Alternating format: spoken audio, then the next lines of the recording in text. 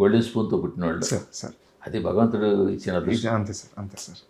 మీ father సంగతి పక్కన పెడితే సార్ మీరు ఆ కుటుంబంలో పడడం మీ అదృష్టం. అంతే సార్. సో ఆ గోల్డెన్ స్పూన్తో పడ్డం మీ అదృష్టం. సార్ అలా పుట్టిన వాళ్ళు చాలామంది బాడీ లాంగ్వేజ్ సార్ ఒక్కొక్కరిది ఒక్కొక్కలా ఉంటుంది. ఉంటుంది సార్.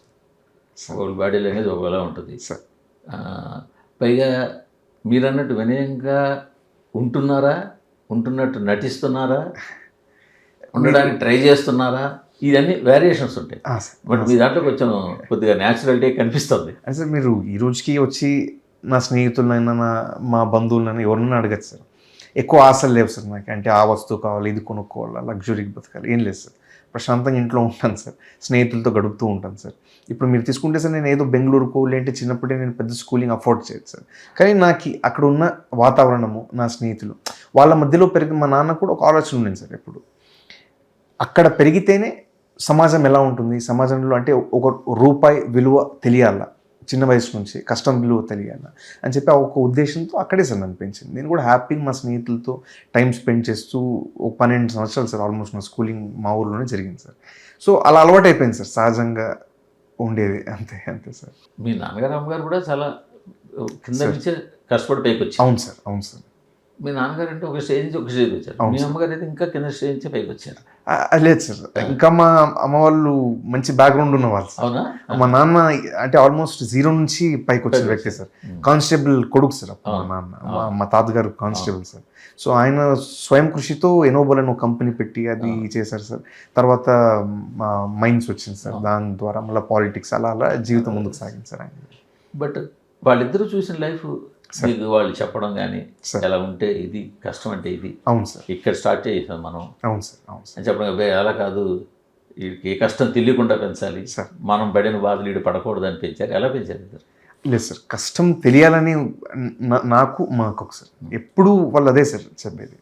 అంటే ఇప్పుడు సార్ ఏదైనా చిన్న వస్తువు అడిగినా సార్, అది కావాలని మనం అడిగినా అది అంత సులభంగా ఇప్పించేవారు కాదు సార్.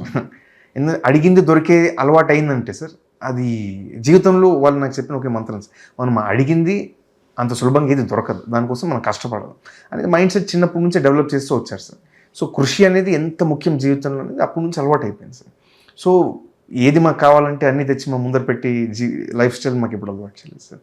కష్టపడి ఏది ఉన్నా దక్కించుకోవాలి జీవితంలో అనేది మైండ్ సెట్. బట్ వాళ్ళు ఎంత చెప్పినా మీ కళ్ళ ముందు లగ్జరీ అనేది కనిపిస్తున్నాడు సార్. సార్ అవును సార్, అవును.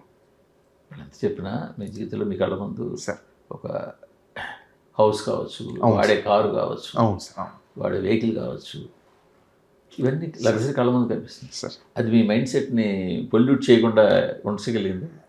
అంటే సార్ వస్తువులపైన అంత వ్యామోహం నాకు చాలా తక్కువ సార్. అది అంత దాని తలకి నేను ఎప్పుడు ఎక్కించుకోను సార్. సో దానివల్ల ఏదో సార్ న్యాచురల్గా నాకు చిన్నప్పటి నుంచి అలా వ్యామోహం వస్తువులపైన కావచ్చు సార్, డబ్బు పైన అంత నాకు ఎక్కువ బైక్ వాడాలి, కొత్త కారు ఎప్పుడు లేదు సార్. నాకు ఏదైనా అవకాశం దొరికిందంటే దాంతో ఇంకొకరికి ఎలా సహాయం చేయొచ్చని ఆలోచన ఉంటుంది అంతే తప్ప సార్ నాకు నాకు అవసరం లేదు సార్. ట్రావెల్ చేసే ఒక కారు ఉంచాలి సార్, ఉండడానికి ఇల్లు, అంతవరకే సార్. ఎక్కువ నేను ఆలోచిస్తాను సార్. ఎలా వచ్చింది ఈ ఫిలాసఫీ?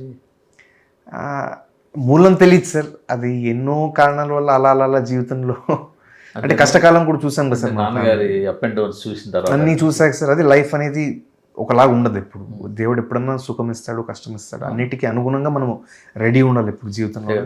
ఎప్పుడు అంటే సామెత ఉంది కదా, ఎద్దు ఎప్పుడు ఒకవైపు పడుకోదు. అవును సార్, అవును సార్, అంతే సార్. కానీ